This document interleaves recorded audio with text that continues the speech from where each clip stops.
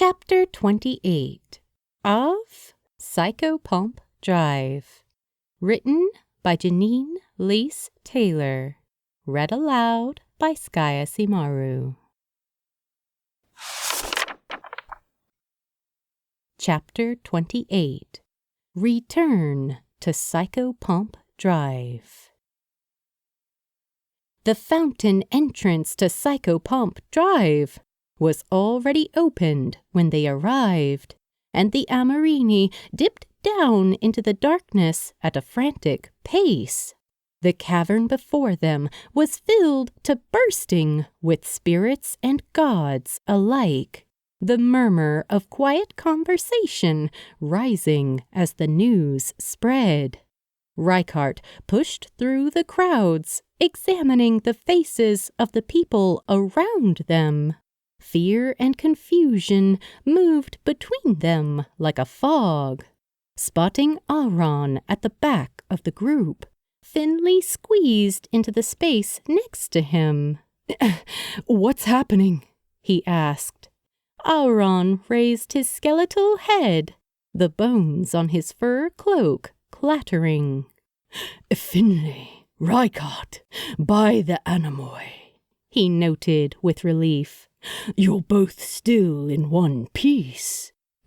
"What is going on?" Rykart questioned, shimmying in to stand next to the pair. "Why have the realms been summoned?" Auron shifted, the noise of his natural chimes soft beneath the wall of other sound. "Dawn arrived back from Hades a few minutes ago. They're trying to get a handle on things." The god nodded towards the front of the group. "Anubis and Charon have been calling their grims back, but it's not looking good. There has been a disturbing lack of souls reaching the PPD." He frowned. "Horus's sons were just the first. More gods have been dispatched to the zoo, but so far none have returned to us." Finley's eyes widened. "None?" The god's eyes dipped towards the floor. "In all the years I have been in the drive, I have never faced a creature quite like this one.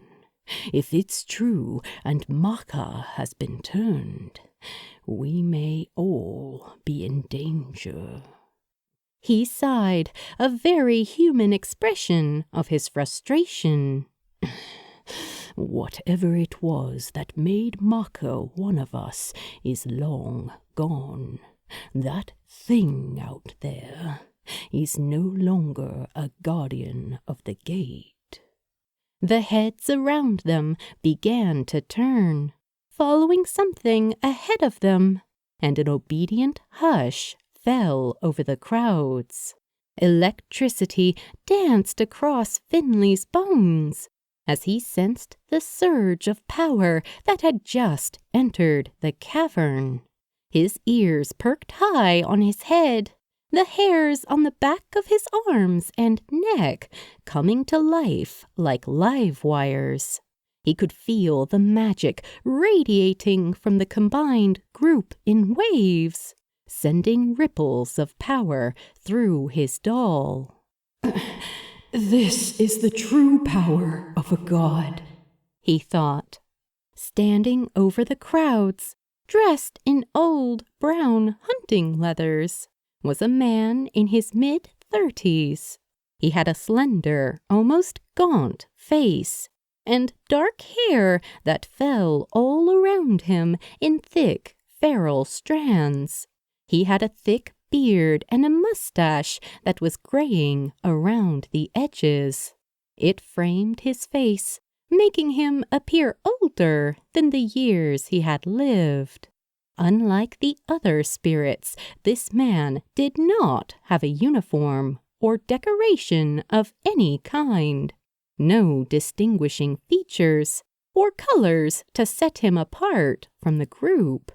His clothes were plain, and altogether human in appearance. If he passed Finley on the street, the silver-haired man would never have guessed who he was. But the energy, the power that flowed from him like the core of the sun, was something that could not be ignored. Finley knew immediately that this man was Don Firenae, the Dark One, Lord of the Dead and ruler of Psychopomp Drive. When the stranger stood before the assembled gods, he did not have to call for a hush. The mere act of glancing over the heads of the people around him was enough to signal for obedience. There was an authority to the way he stood, perched up on the rock before them, like a captain taking up the helm of a great ship. "Spirits of Tectwin!" the man called. His voice was like a storm, clouds rolling in to gather rain. "Psychopomps and gods alike!" The spirits around Finley raised their heads as if to accept their titles, watching the man ahead of them with a kind of reverence the Amorini had never seen before. "I have summoned you all here to face down a great threat." The crowds shuffled, and the whispers moved from person to person like wildfire, growing in intensity as they traveled. "As many of you may already know, my youngest daughter, my beloved Maka, has fallen to the corruption of the Hollows." Finley felt the people around him shift as the gods and spirits turned to look at one another, concern on each of their features as the man confirmed something that had merely been a rumor before. "Maka has made her way to the living world," Don continued, his dark eyes turned downwards and a deep frown taking over his expression. "We have already lost so many of us to this creature, but still, I ask that we risk even more." He rested a hand on the sword at his hip, taking comfort in the familiar grip. He began to pace back and forth on the rock, shaking his head thoughtfully. "We can no longer approach this with calm and discretion. My daughter is gone. The monster that wears her face is an abomination, one that will only grow more powerful as she consumes. She has left us no choice but to strike with the full power of Psychopomp Drive." Finley raised his head when he spied further movement, and the jackal-headed Anubis stepped up onto the platform, alongside another skeletal form, cloaked in purple. The silver-haired Amorini recognized the second figure as the boatman from the river Styx, Charon. These were the two gods that were responsible for guiding the souls of the dead to the afterlife. The Egyptian god Anubis, tall and dark-skinned, let out a low growl as he took up his place by Dawn's right hand. Charon, quiet and grizzled, a god from Greek lore, leaned on his oar as he stood on Dawn's left. "The Hollows are currently taking up residence in the Chester Zoo," Dawn carried on.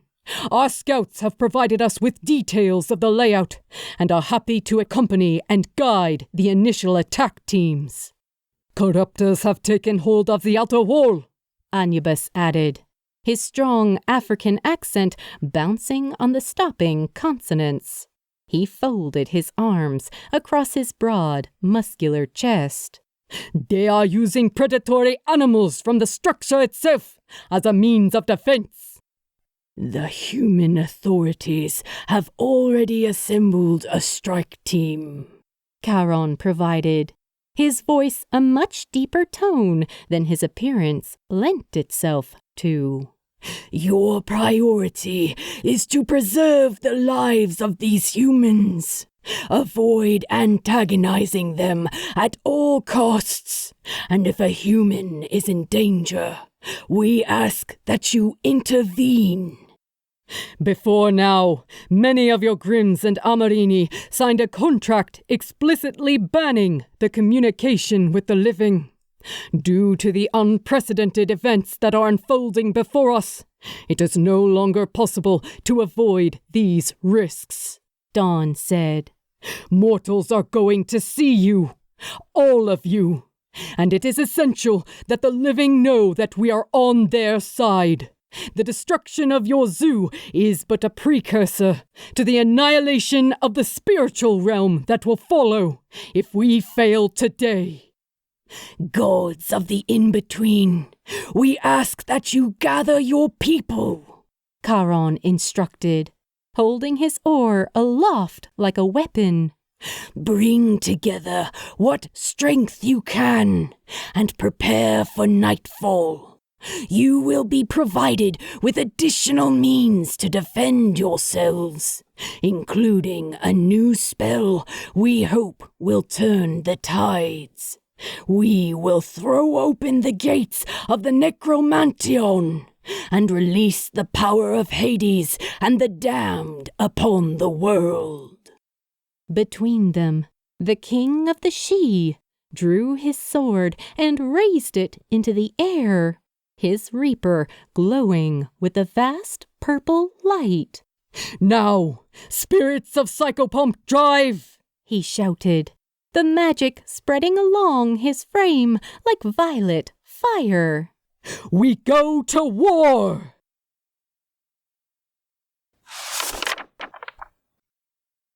To be continued in Chapter 29.